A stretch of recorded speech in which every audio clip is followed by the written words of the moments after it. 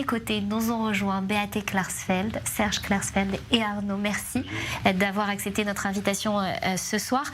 Serge, je vais vous poser la première question. Tiens, vous vous trouvez en Israël à l'occasion d'un voyage de solidarité avec des survivants de la Shoah, voyage que vous accompagnez. Ça représente quoi d'être là? Notre solidarité, d'abord, c'est de venir. Nous étions, comme beaucoup d'Israéliens qui connaissent la guerre, qui connaissent le terrorisme, les fils et filles des déportés, association que je préside, ont été des enfants. Nous avons été des enfants condamnés à mort, des enfants traqués pendant des mois par la Gestapo, comme tous les enfants juifs à travers l'Europe.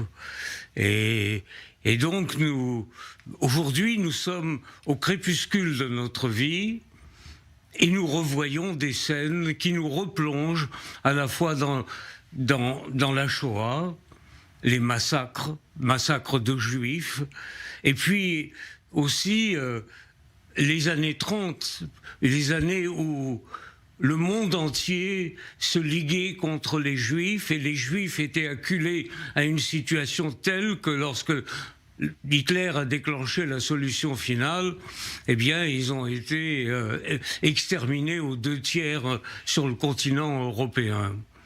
Donc, c'est un choc terrible pour notre génération en voie de disparition, un traumatisme, et nous le ressentons et nous voulons le partager, ce traumatisme, avec les Israéliens. Donc, on est spectateur, on ne peut pas intervenir pour essayer de sauver les gens. On peut essayer, on peut crier, on peut manifester, mais ça n'a pas beaucoup d'importance par rapport au Hamas qui détient des otages. Alors, ce que nous pouvons faire, c'est venir en Israël et dire aux Israéliens que nous partageons cette tragédie et que nous la partageons peut-être plus que d'autres en Europe ou en Amérique, parce que nous appartenons à une génération qui a été traquée dans son enfance et qui a perdu, pour la plupart, son père ou sa mère ou les deux parents. Beate, je vous vois autour de votre cou, cette disquette que beaucoup portent en Israël aujourd'hui et qui symbolise cette lutte pour ramener les otages à la maison, comme on dit en Israël ici en ce moment. Le 7 octobre, qu'est-ce que vous avez ressenti ? Quand nous avons appris ça à la télévision, c'était atroce, surtout les photos. On a vu après aussi malheureusement ce film, qui était le documentaire qui était fait tourner pour ce qui est arrivé surtout à la fête. C'était quelque chose d'horrible. Surtout moi, je me suis très jeune, en tant qu'Allemande non juive, engagée pour Israël. Je me suis battue contre l'antisémitisme pour la sécurité d'Israël. Donc, avec les enfants, on a passé des vacances dans les kibbutzim.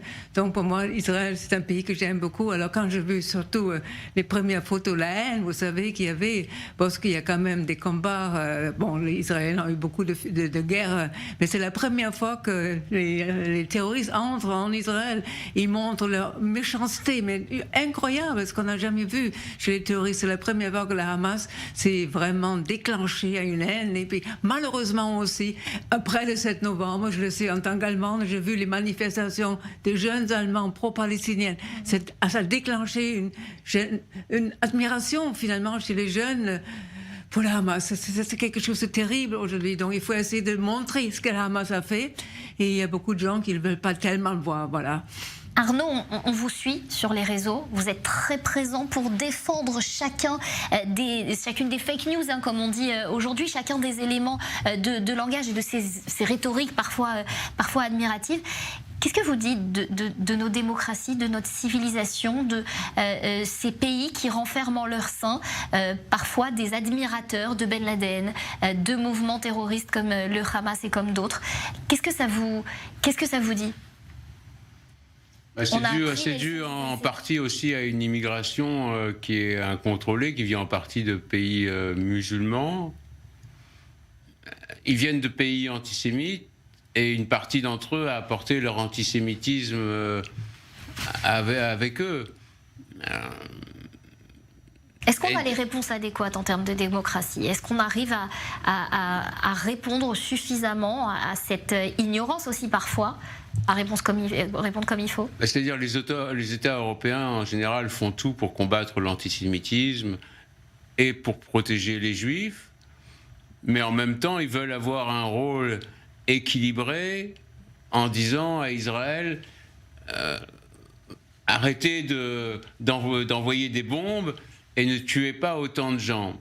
Mais ce qu'ils devraient dire, c'est au Hamas de rendre les otages et de se rendre ou alors de fuir à l'extérieur. Si la branche armée du Hamas s'en va et s'ils rendent les otages, tout s'arrête. Ils ne veulent pas voir que le sud d'Israël a été évacué. On dort avec les gens des kibbutz à l'hôtel Panorama. Les gens du nord d'Israël ont été évacués. Le Hamas est rentré en Israël, a massacré, comme les Einsatzgruppen massacrés, ont pris des otages. Le pays a 300 000 réservistes. Donc c'est vraiment un combat qui est un combat existentiel. Et si la guerre s'arrête aujourd'hui, eh bien, le Hamas a gagné puisqu'il reste en place et ça peut recommencer. Alors, quelle famille qui a perdu des enfants ou qui a encore des enfants a envie de revenir dans le sud d'Israël? Et si le Hamas n'est pas détruit, le Hezbollah fera la même chose plus tard. Les États arabes ou les leaders arabes terroristes pensent qu'ils ont pour eux le temps sur plusieurs générations et ça ne les dérange pas de sacrifier quelques générations à condition de venir à bout d'Israël.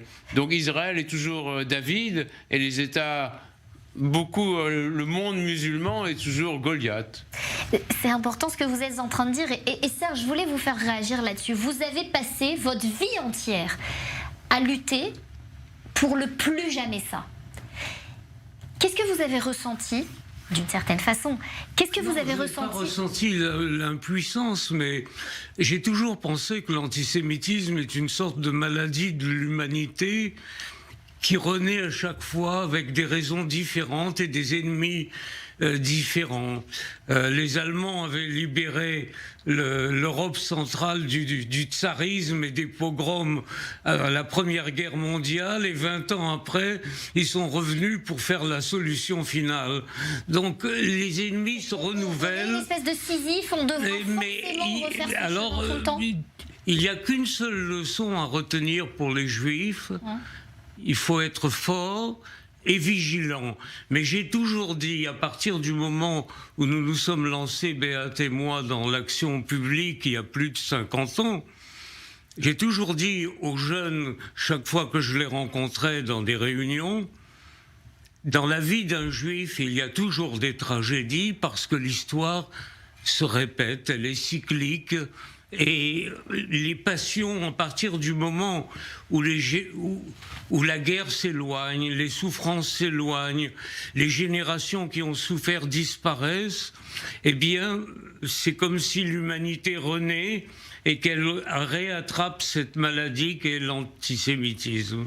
Mais est-ce que vous avez une forme d'optimisme?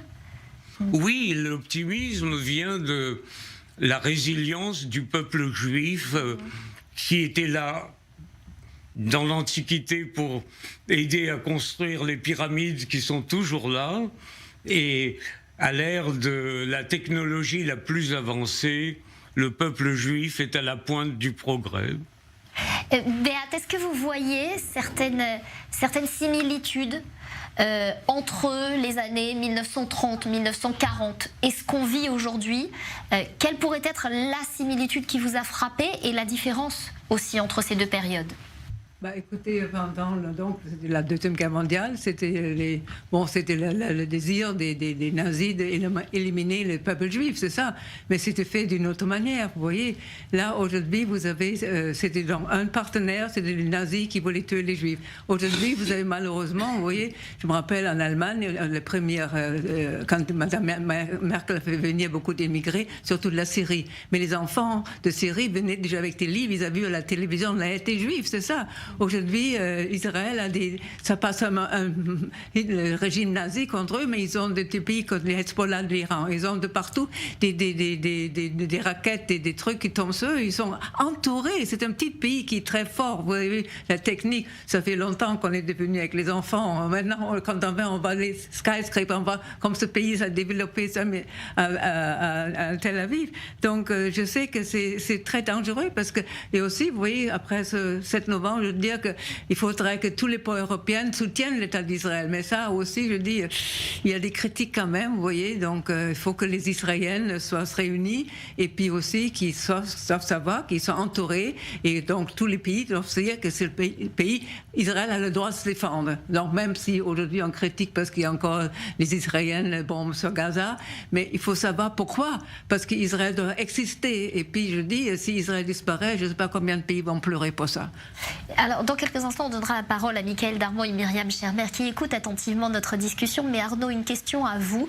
Cet Israël que vous connaissez très très bien, vous l'avez vu changer au fur et à mesure de cette année 2023. On s'est déchiré au début 2023 en Israël pour se ressouder, pour se réunir, comme le disait Béat il y a quelques instants, sous les feux de l'ennemi. Ressouder, je ne sais pas, Israël a été divisé. Je sais qu'au 1er siècle après Jésus-Christ, ou au 1er siècle avant Jésus-Christ, les Juifs étaient divisés entre Sadducéens, Hérodiens, pharisiens. Et cette mésentente et cette division avec beaucoup de haine a fragilisé le peuple juif avec les zélotes. Et quand le peuple juif est divisé, c'est très dangereux pour un pays qui est petit quand même, sans grandes ressources, matières premières. Et ça a conduit à la destruction du temple et à la dispersion du peuple juif. Là, Israël a été divisé, inutilement d'ailleurs. Chacun a des responsabilités, mais ils n'ont pas voulu ou pas cherché à trouver un compromis. Et ça a dû jouer aussi dans la décision du Hamas de déclencher les massacres. Et aussi une certaine, je ne vais pas dire, pour ne pas être méchant, arrogance, mais de croire que, comme en 1973 avec le canal de Suez, que la barrière pouvait arrêter que ça n'allait pas rompre, que ça n'allait pas rompre, et que ça a rompu. Et pendant quelques jours, ça a montré aux gens qui l'ont vu ce que serait Israël si les Arabes arrivaient massivement ici, c'est-à-dire la destruction de presque tous les Juifs. Mais ça a duré jusqu'au moment où Israël a cherché à se défendre.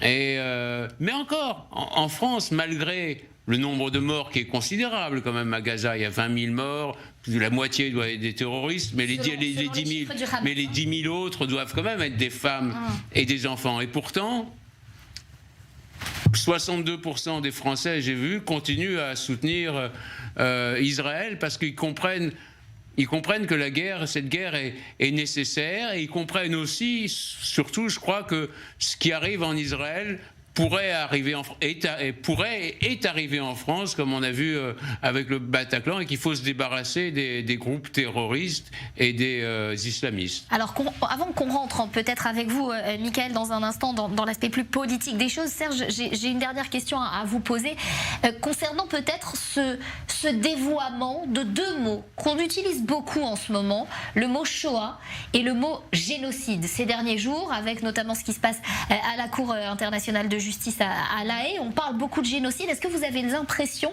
qu'on les dévoie, ces mots, qu'on les utilise à mauvais escient ? Écoutez, en tout cas, les crimes qui ont été commis dans la région de Gaza contre les Israéliens, contre les Juifs israéliens, ce sont des crimes contre l'humanité.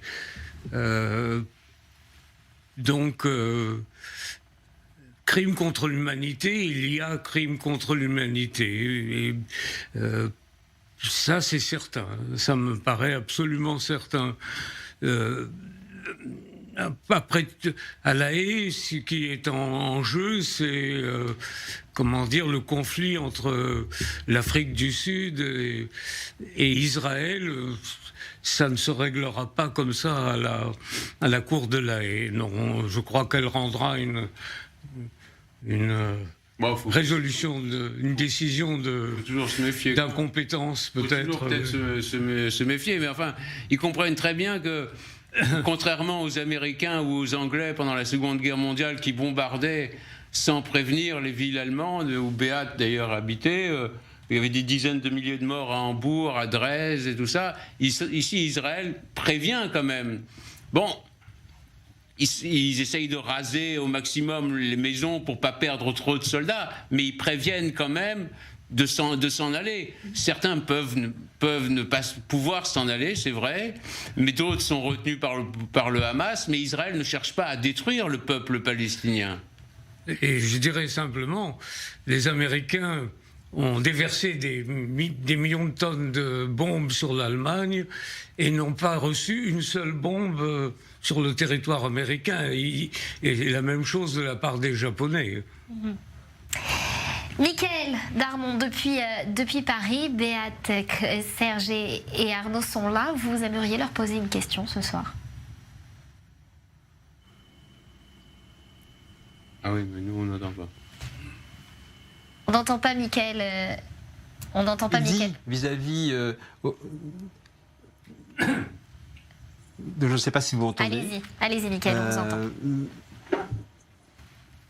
Ce qui est dit aujourd'hui, ce qui est très important vis-à-vis de la mutation de l'antisémitisme, c'est qu'aujourd'hui, on a une résurgence et une libération de la parole assumée, affirmée, comme étant je dirais un concept politique même qui est à la mode et qui, pour une partie de la nouvelle génération, on le voit sur les campus américains, eh bien devient vraiment maintenant une conviction et un combat assumé. Et c'est en cela où on voit effectivement cette inversion des valeurs, où on désigne Israël comme étant aujourd'hui celui, comme on l'a dit, qui commet les crimes et non plus celui qui les subit. C'est en ça que je trouve que c'est effectivement très important. Et par rapport à cette mutation vis-à-vis de l'antisémitisme et vis-à-vis des antisémites, vous avez fait couler beaucoup d'encre avec votre approche nouvelle et votre soutien affirmé à l'égard donc du Rassemblement national.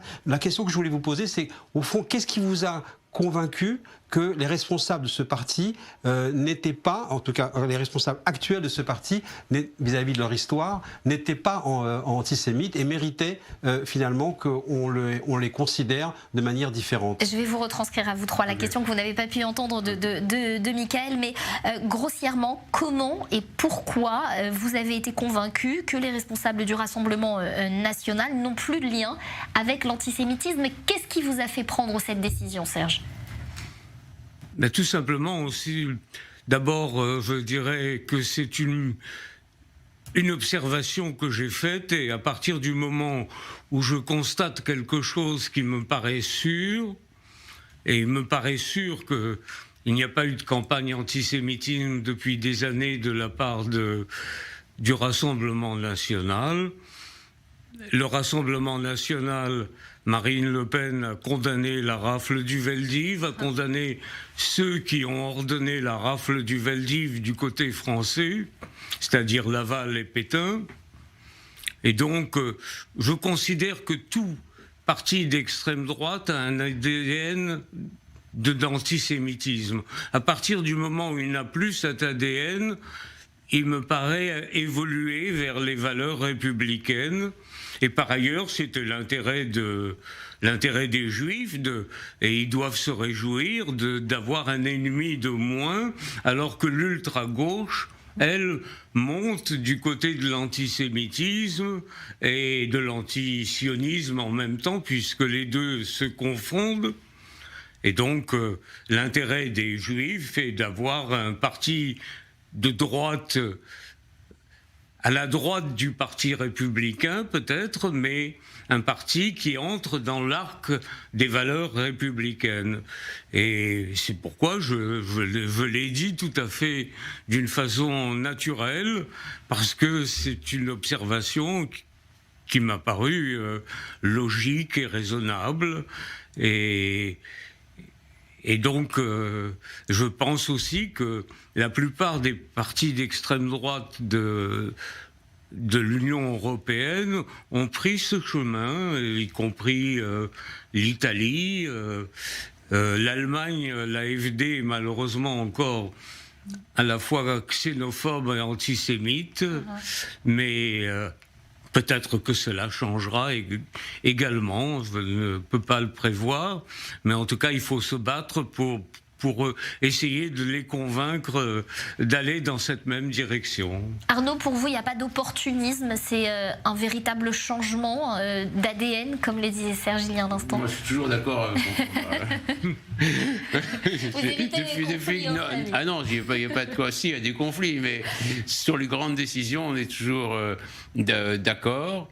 Il vaut mieux pour les Juifs que le Rassemblement national manifeste contre l'antisémitisme que plutôt qu'il fasse campagne pour l'antisémitisme. Ça me paraît quelque chose d'évident et n'importe quel Français cartésien le considérera aussi, à moins qu'il ait des appétits politiques ou alors des ambitions politiques. Les Français aussi le considèrent. Ils ont trouvé pour la plupart normal que le Rassemblement national défile contre l'antisémitisme.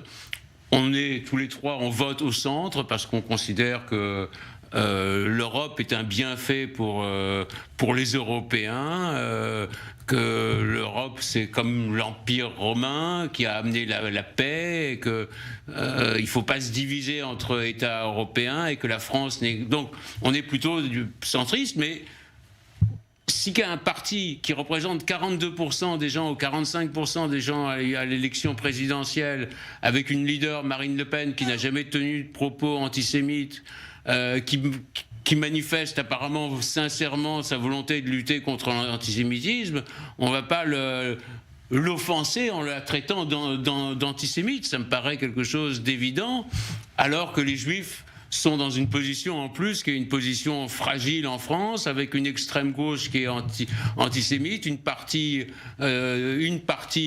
pas tous évidemment, mais une partie quand même des musulmans qui est antisémite, minorité, mais une minorité parfois active, sinon les Juifs n'auraient pas quitté les banlieues où il y a beaucoup de musulmans, les islamistes, ça fait quand même du monde, donc il n'y a pas besoin de s'en rajouter. Il n'y a pas besoin de rajouter. Voilà. Merci beaucoup Béate, merci Serge et Arnaud d'être venus soutenir les Israéliens aussi avec ce voyage et ce déplacement.